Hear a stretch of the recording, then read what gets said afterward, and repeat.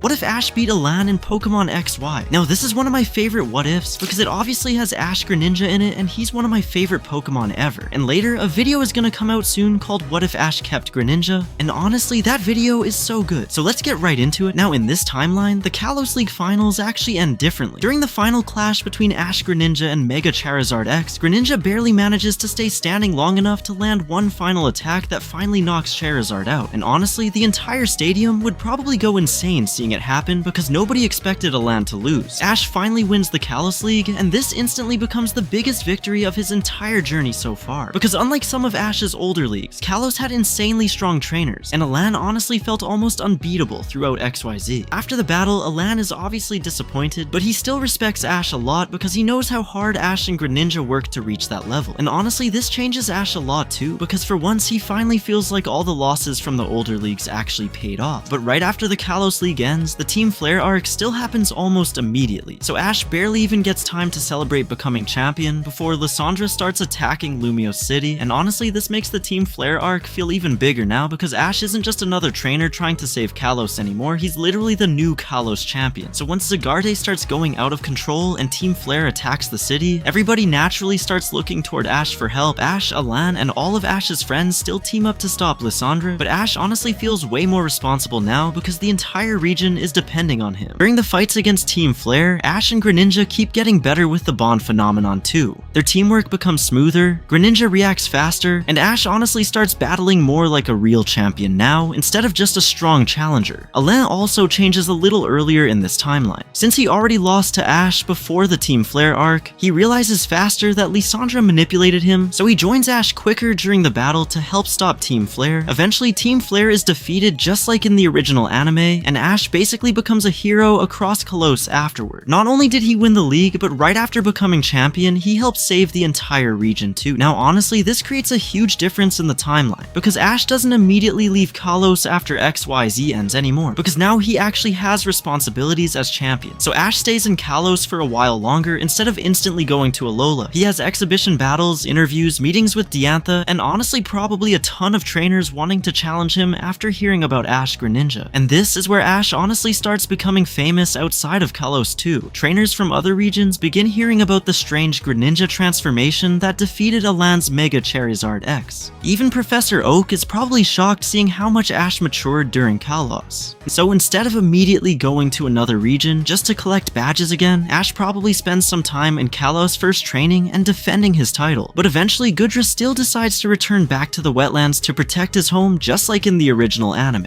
So Ash's team does lose one member again, even in this timeline, and honestly I think this is where Ash starts thinking about catching another Pokemon eventually, because now Ash isn't trying to build a random regional team anymore. He's trying to build a champion level team. Now I honestly don't think Ash goes to Alola to start over like in the original anime. That wouldn't really make sense anymore after everything that happened in Kalos. Instead, Professor Kukui probably invites Ash to Alola more like a special guest. Because think about it, if Kukui heard that the Kalos champion had a Greninja with a transformation nobody understood, he would absolutely want Ash to visit Alola, especially since Alola was still developing its Pokemon League around that time. So instead of Ash going there as a student, he probably goes there more like a visiting champion who wants to learn about Z moves and battle strong trainers from another region. And honestly, that fits Ash's character way better after XYZ too, because Ash never really cared about sitting still as champion forever. He always wanted to keep traveling, learning new battle styles, and getting stronger. So Alola becomes less of a reset arc and more of a training journey for Ash. And this is honestly where things start getting interesting, because now Ash starts learning Z moves while already having a champion level team. Imagine Pikachu learning a Z move while Ash Greninja already exists. That honestly sounds broken. And during this time, Ash probably starts searching for another powerful Pokemon to add to his team after Gudra leaves. Now I honestly think this is where Riolu gets foreshadowed way earlier, because Ash would probably become really interested in aura-based Pokemon after fully mastering the bond phenomenon with Greninja. So hearing rumors about a rare Riolu somewhere honestly feels like something Ash would immediately chase after. You could even have little moments where Greninja senses aura around certain Pokemon or reacts to Riolu before Ash officially catches him later on. And honestly, that would make Lucario's future relationship with Ash way more natural than in Journeys, because the setup would already exist years earlier. Meanwhile, Ash's current team keeps getting stronger too. Talonflame keeps improving from constant champion level battles. Noivern finally gets time to fully mature. Hawlucha becomes even more skilled and unpredictable. Pikachu obviously keeps growing stronger too, and Greninja honestly starts reaching another level completely now that Ash and Greninja fully understand each other. By this point, Ash Greninja probably becomes famous across multiple regions because trainers everywhere would hear about the Kalos champion with the strange Greninja transformation. And honestly, this version of Ash feels way closer to a future world champion way earlier than in the original anime.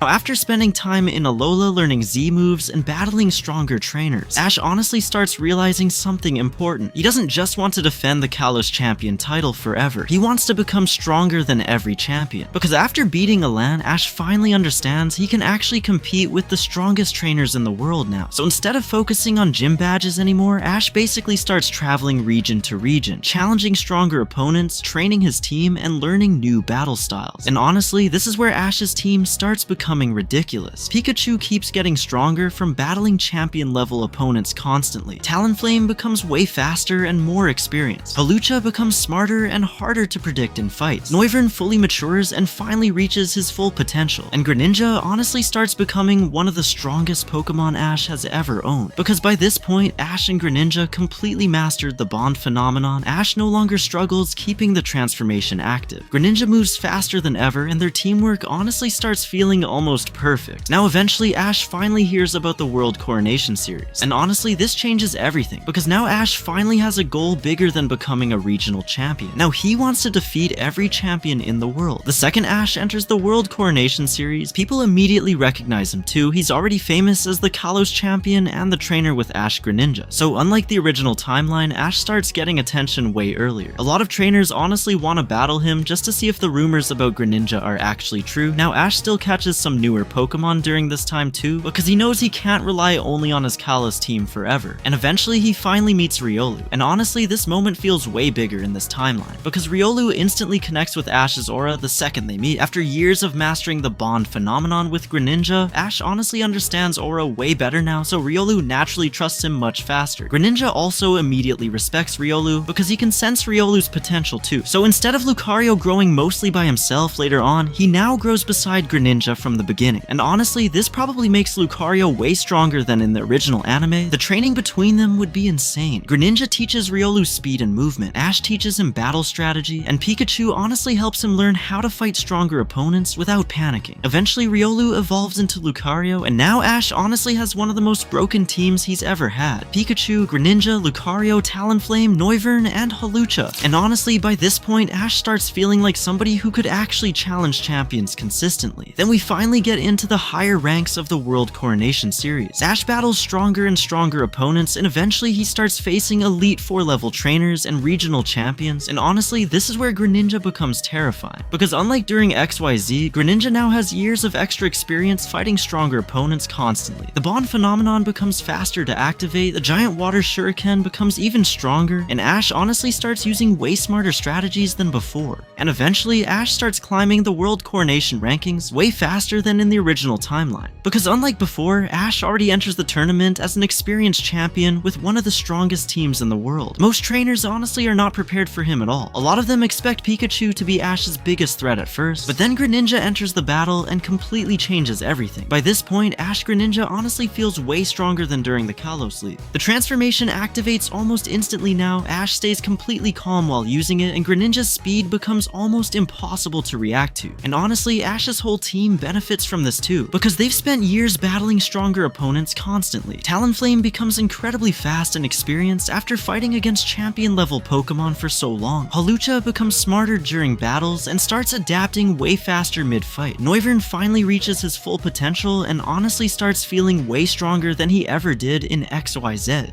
Then Lucario evolves, and honestly, this changes Ash's team completely, because now Ash has two Pokemon connected heavily through Aura. Greninja already mastered synchronization with Ash through the bond phenomenon, and Lucario naturally understands Aura itself, so training between them becomes insane. Greninja basically helps Lucario improve faster than almost any Pokemon Ash has ever trained before. Eventually, Lucario even masters Mega Evolution earlier than in the original anime, because Ash already understands synchronization and Aura control from years of battling beside alongside Greninja. And honestly, this makes Ash terrifying in the World Coronation series because now he has multiple champion level ace Pokemon instead of relying mostly on Pikachu. Then Ash finally starts facing stronger opponents like Bea and Raihan. The B fights honestly go way differently now because Ash already has years of experience fighting aggressive close range battlers. Once Greninja enters the fight, B starts struggling hard to keep up with his movement and counters. Then against Raihan, Ash honestly starts proving he can compete with the absolute top trainers in the world. Raihan still pushes Ash hard because of how smart he battles, but Ash's experience as Kalos champion starts showing more and more during these fights, and eventually, Ash finally reaches the Masters 8. Now honestly, this version of the Masters 8 feels completely different,